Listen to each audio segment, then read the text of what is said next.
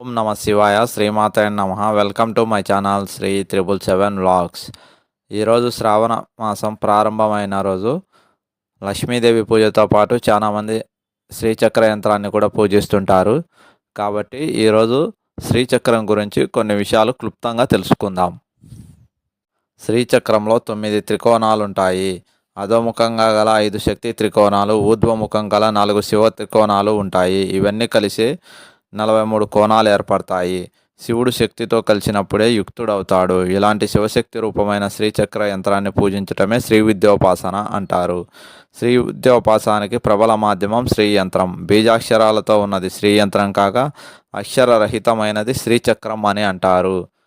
కీర్తు శకం 8వ శతాబ్దిలో ఆదిశంకరుడు శ్రీశైలాన్ని దర్శించి భ్రమరాంబాదేవి ఆలయ ముఖమండపంలో శక్తి యంత్రాన్ని ప్రతిష్ఠించినట్లు ప్రతీతి.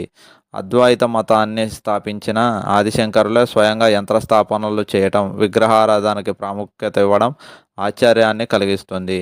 శ్రీశైలంలో శ్రీచక్ర యంత్రం గుండ్రని శిల రూపంలో భూప్రస్థారంగా నిర్మితమై ఉంది. శ్రీచక్ర యంత్రాన్ని శివశక్తుల సమ్మేళనం అని అంటారు. శ్రీచక్రంలో 9 ఆవరణలు ఉంటాయి. ఆ ఆవరణలు ఏంటో తెలుసుకుందాం.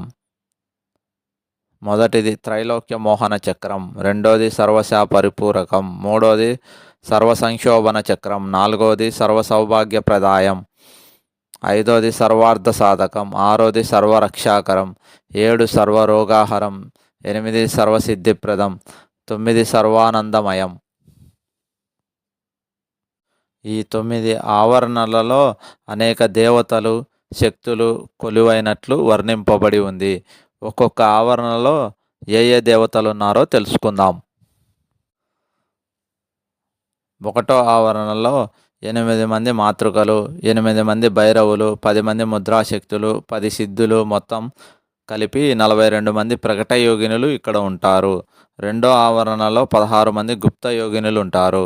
3వ ఆవరణలో 8 మంది ఆనంద యోగినులు ఉంటారు. 4వ ఆవరణలో 14 మంది సాంప్రదాయ యోగినులు ఉంటారు. 5వ ఆవరణలో త్రిపురశ్రీ దేవత, 10 మంది కులోతీర్థ దేవతలు అనగా ఊహకు అందని వారు ఈ ఆవరణలో ఉంటారు. 6వ ఆవరణలో 10 మంది నిగర్భ యోగినులు ఉంటారు. 7వ ఆవరణలో మన ఆరోగ్యాన్ని పరిరక్షింపజేస్తూ 8 మంది రహస్య యోగినులు ఉంటారు. 8వ ఆవరణలో సృష్టి స్థితి లయాలకు ప్రతీకలైన 3 అతి రహస్య యోగినులు కామేశ్వరి, వజ్రేశ్వరి, భగమాలిని అనే యోగిని దేవతలు ఉంటారు. 9వ ఆవరణలో త్రిధర్మాలకు అతీతంగా బిందు స్థానంలో మోక్ష రూపంలో ఉన్న అధిష్టాన దేవత శ్రీ లలిత మహాత్రిపుర సుందరి దేవి ఉన్నారు. ఇలా 2 దేవతలు కొలువై ఉన్న శ్రీచక్రం సకల విశ్వంలోని దేవతా శక్తులన్నింటి నమూనా అని చెప్తారు.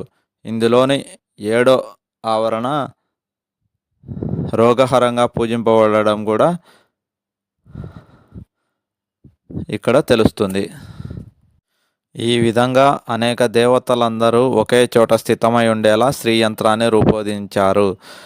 దేవతలు అని చెప్పినప్పటికీ ఇవన్నీ అనేక రకమైన శక్తులుగా మనకు తెలుస్తుంది.